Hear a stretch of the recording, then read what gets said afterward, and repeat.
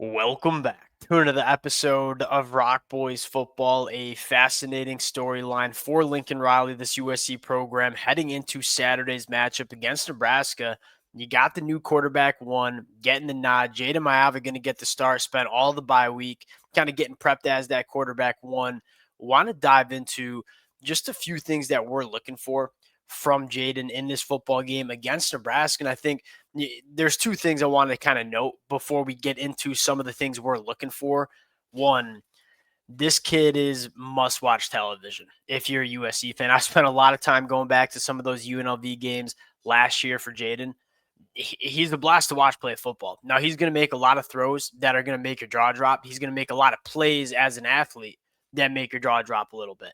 He's also going to make some throws that scratch your head. I think the storyline is, can we get more throws that make our jaw drop and kind of eliminate some of those throws that make us scratch our heads? And I think more importantly, I think you're going to get a chance to see, hey, is Jayden the guy that can be USC's quarterback one in 2025? I think that was part of the decision to go with Jayden instead of Miller Moss. I think it became pretty clear that USC wanted to go in a different direction than Miller Moss. And now USC has, 3 football games where you're going to get a feel for Jayden and if he can be the guy in 2025. And I think what USC fans should be most excited about is this kid, going back to how we talked about him when he committed to USC. This kid is dripping with talent and potential. And now he's worked all off season long with one of the best quarterback developers that we see in the sport in Lincoln Riley. What does the difference look like from Jayden back at the UNLV in 2023?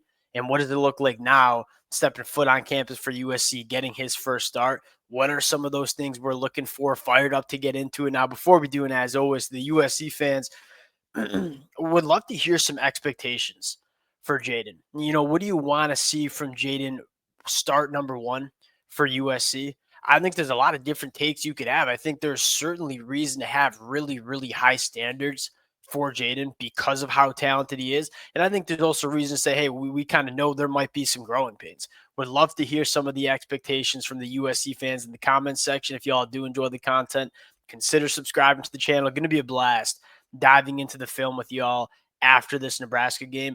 Without further ado, let's get into it. I want to start with number one, and that is be a playmaker. Now, I think you'll hear a lot of people talk about this situation and have the number one thing be take care of the football. Don't turn it over. Don't try to do too much, which I think is very valid when you talk about Jayden, because there's plenty of examples on the film going back to UNLV last year that he was just trying to do too much. That's not the number one thing that I'm looking for in Jayden. I'm looking for a playmaker. Urban Meyer just came out and said, hey, what are the most important things you need to be a national championship caliber team? He said quarterback needs to be a playmaker. And I think that was probably the biggest difference between Miller Moss and then all the other successful quarterbacks you've seen Lincoln Riley work with. And even going back to guys like Baker, or a guy like obviously Caleb Williams, or a guy like Kyler Murray. Every single quarterback that Lincoln Riley has had success with is a guy that was a playmaker at the quarterback position. Miller Moss was a solid point guard of this USC offense, but he wasn't a playmaker. There were a lot of things that Miller Moss just could not do. He wasn't physically capable of doing that Lincoln Riley couldn't really ask him to do. Jayden is a different kind of quarterback. He's a playmaker. He throws off platform extremely well. He's really good at extending plays. He obviously can move the chains with his feet. I'm looking for Jayden to make wine out of water. When some plays break down that we saw USC really struggle with because they didn't have a quarterback that could really be a playmaker and kind of operate off schedule, can Jayden be that guy in this USC offense? That's what I'm looking for. We might see him make some young quarterback mistakes, if you will, but let me see the flashes of Jayden being a playmaker that gives this USC offense a really high ceiling.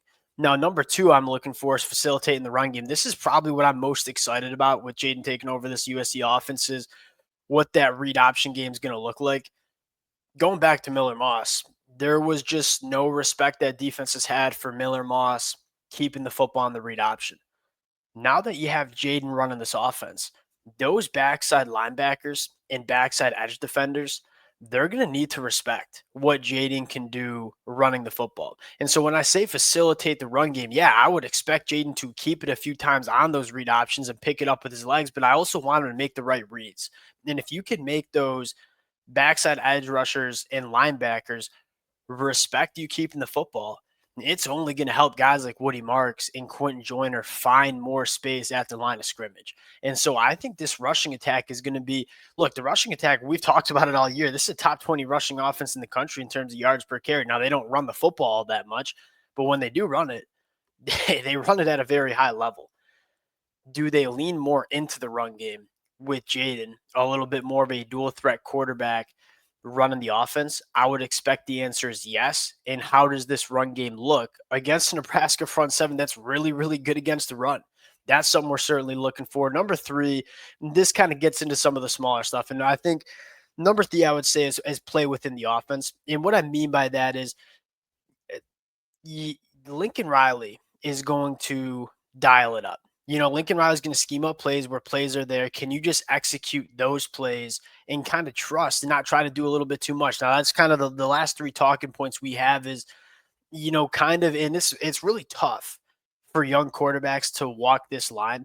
And it's a line that Jayden might have some growing pains determining how to walk. But that line between being a playmaker, making difference making level plays, whether it's throwing the football, whether it's extending plays, but also at the same time, not putting the football in harm's way, not trying to do too much. You've seen at times, even Caleb Williams in 2023, as good as Caleb Williams was at the quarterback spot, one of the more special quarterbacks we've seen play college football.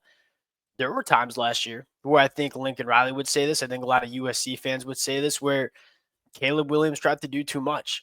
Can Jayden run and kind of walk that line between, hey, I'm going to play within the offense. I'm going to trust what Lincoln Riley's calling here. But also when it's time to, can I go out and make some plays for my offense?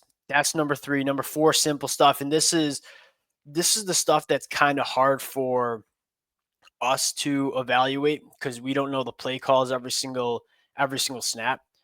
Can you get the checks right? Can you get the pass protection set up? Can you do some of those small things the right way? This is, in my opinion, probably why you didn't see Jayden earlier on in the season. I'm guessing these kind of stuff. Miller Moss has been with Lincoln Riley for the last couple of years. And Miller Moss was an expert at the Lincoln Riley offense. He knew what he was doing at the line of scrimmage. Can Jayden do that?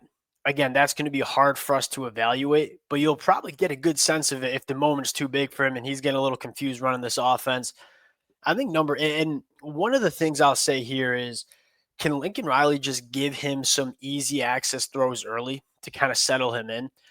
You look at Jayden going back to UNLV, when he was rolling and playing confident, this kid was extremely hard to deal with during his time at UNLV, but you also saw some of those instances where it kind of snowballed in the opposite direction. If you're Lincoln Riley, what can you dial up, especially coming off a bye week? Do you have those 10 plays that you're going to run first that Jayden's really comfortable with and you can go out and execute and give this kid some confidence? If you get him confident in that first quarter, he's going to be really hard for Nebraska to deal with.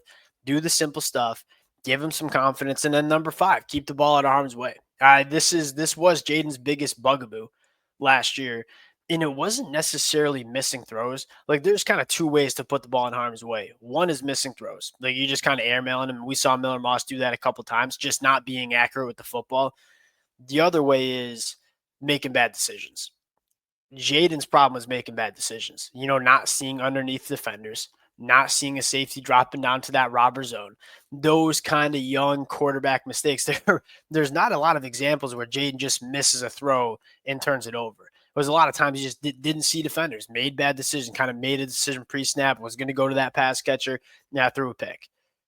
Can Jayden keep the ball out of harm's way? And again, I really don't think, obviously when you're starting at quarterback, not turning the football over is very, very important, right? We've seen USC lose football games because of this.